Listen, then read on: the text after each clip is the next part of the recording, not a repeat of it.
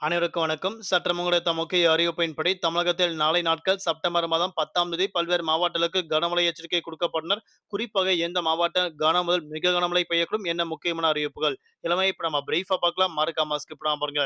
உங்களுக்கு கனமழை எச்சரிக்கை பற்றி பல்வேறு முக்கிய அறிவிப்புகள் உடனுக்குடன் துல்லியமாக தெரிந்து கொள்ள, நம்மளோட சேனல கீழ இருக்க ரெக்க பட்டன கிளிக் பண்ணி சப்ஸ்கிரைப் பண்ணிக்கோங்க. பக்கத்துல பெல் பட்டன கிளிக் பண்ணிக்கோங்க.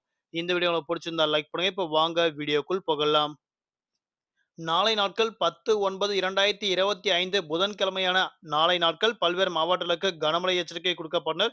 குறிப்பாக தெற்கு ஒடிசா, வடக்கு கேரளா கடலோர பகுதிக்கு அப்பால் ஒரு வளிமண்டல மேலடுக்கு சுழற்சி ஒன்று நிலவி வருகிறது.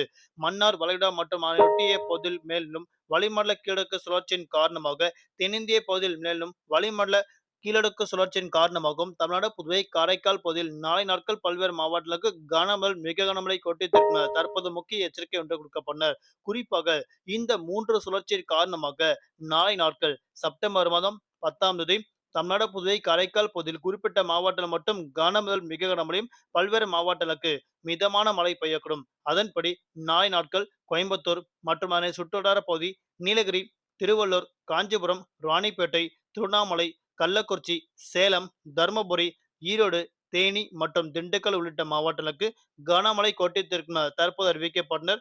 இம்மாவட்டங்களுக்கு மழையின் தீவிரம் பொறுத்து மாவட்ட வாரியாக பள்ளிகள், கல்லூரிகள் விடுமுறை விடப்படும் தற்போது முக்கிய எச்சரிக்கை ஒன்று கொடுக்கப்பட்டனர். குறிப்பாக நாளை மறுதினம் செங்கல்பட்டு, விழுப்புரம், கடலூர் உள்ளிட்ட 3க்கும் மேற்பட்ட மாவட்டங்கள் நாளை மறுதினம் கனமழை பெய்யுள்ளதாக தற்போது அறிவிக்கப்பட்டனர். குறிப்பாக காலை 11 மணி முதல் மாலை 4 மணி வரை இயல்பை விட கூடுதலாக குறிப்பிட்ட மாவட்டங்களுக்கு மட்டும் 2 முதல் 3 டிகிரி செல்சியஸ் அளவிற்கு இயல்பை விட கூடுதலாக அதிகமாக வெப்பம் இருக்கக்கூடும் என தற்போது அறிவிக்கப்பட்டனர்.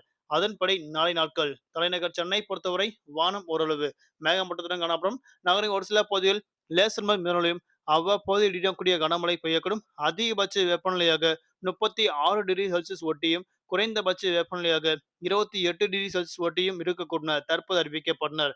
நாளை நாட்கள் மீனவர்களுக்கான எச்சரிக்கை.